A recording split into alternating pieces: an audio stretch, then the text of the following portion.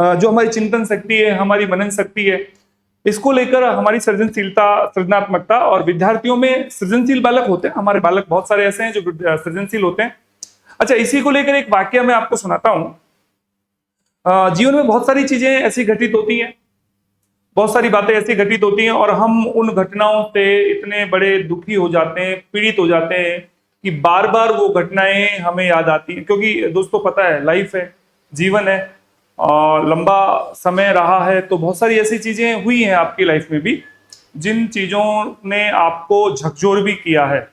इसमें कोई बड़ा विषय भी नहीं है, झकझोरने वाली बात हुई है आपकी लाइफ में। तो कई बार ऐसा होता है कि बार बार हम बड़े परेशान रहते हैं, बार बार हम कुंठित रहते हैं, और ये कुंठा और परेशानियां मैं आपको फिर बता दूं कि प्रत्येक व्यक्ति के साथ जुड़ी हुई होती हैं। लेकिन सबसे बड़ी बात क्या है कि इन कुंठाओं और परेशानियों से छुटकारा कैसे मिले।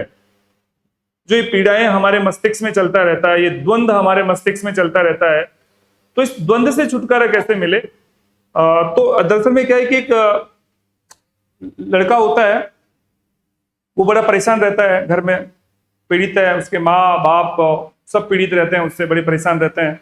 यार ये बिल्कुल ऐसे रहता है, सुस्त सा रहता है, कोई एक्टिविटी नहीं करता है। उसकी लाइफ में क्या घटित हुआ ये उसको पता।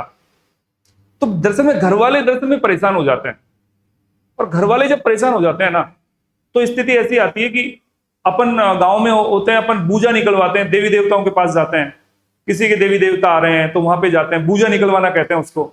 ठीक है कि भाई हमारे छोरे का मन नहीं लग रहा है, हमारा छोरा काम नहीं कर रहा है, पढ़ाई में भी मन नहीं है, ना कहीं बाहर जाता है, ना कोई इसके दोस्त हैं।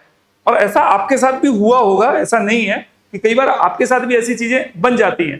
तो दरअसल में साथियों, वो जब पूजा निकलवाने के लिए जाते हैं तो वहां पे क्या होता है कि देवी देवता बहुत सारी चीजें बताते हैं कि आप ये करो वो करो। लेकिन किसी विद्वान ने उस परिवार से कहा कि ऐसा है, पास वाली पहाड़ी पर एक बहुत बड़े गुरुजी हैं, वहां पे मंदिर है हनुमान जी का।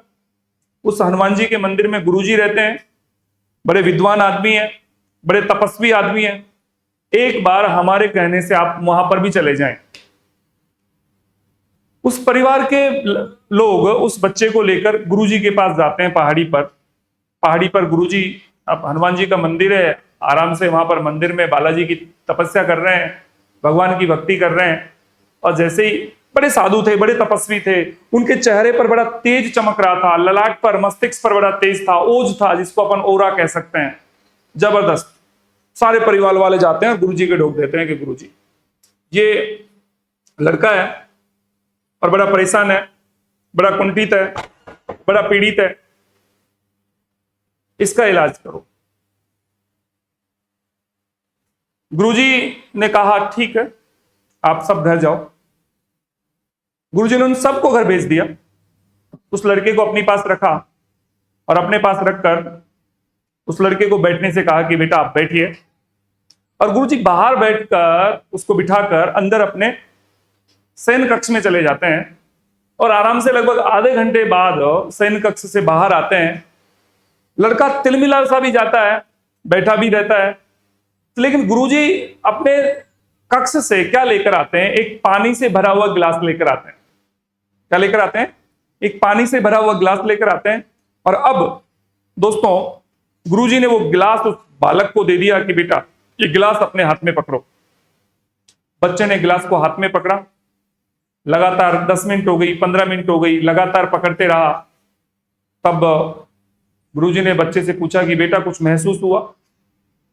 तब गुरुजी से कहा उस बच्चे ने कि गुरुजी हाथ में थोड़ा सा दबाव महसूस हो रहा है, प्रेशर आ रहा है लगातार जब मैं इस गिलास को अपने हाथ में रख रहा हूं।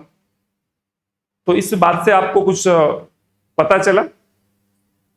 कि गुरुजी मुझे तो कुछ नहीं पता चला। क्या पानी दबाव आ रहा है तो क्या पानी बढ़ गया इस गिलास में? कि नहीं गुरुजी, पानी तो उतना का उतना ही है जितना पानी आपने डाला था।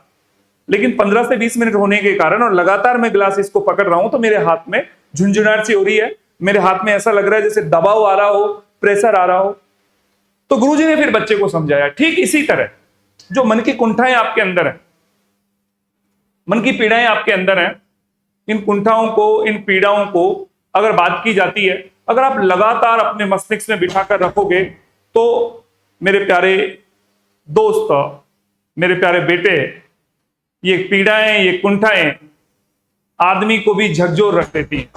तो जिस प्रकार उस गिलास का वजन आप सहन नहीं कर पाए, तो ये मस्तिष्क इन पीड़ाओं को कैसे सहन कर पाएगा? तो एक ही वास्ता है कि इन चीजों को अवॉइड करो, नई चीजें सोचो, अवॉइड करो, अवॉइड करो। तो आप दोस्तों को भी ध्यान रखना, मैं फिर बता देता हूं, आप सभी को भी जीवन में ऐसी घटनाएं आपके साथ घटित हुई है ना, उन सबको आपको क्या करना है? अवॉइड करना है। तो ये आपके लिए मैसेज है। और अब अपन टॉपिक डालते हैं गिलफोर्ड और मैरीफोल्ड के सिद्धांत।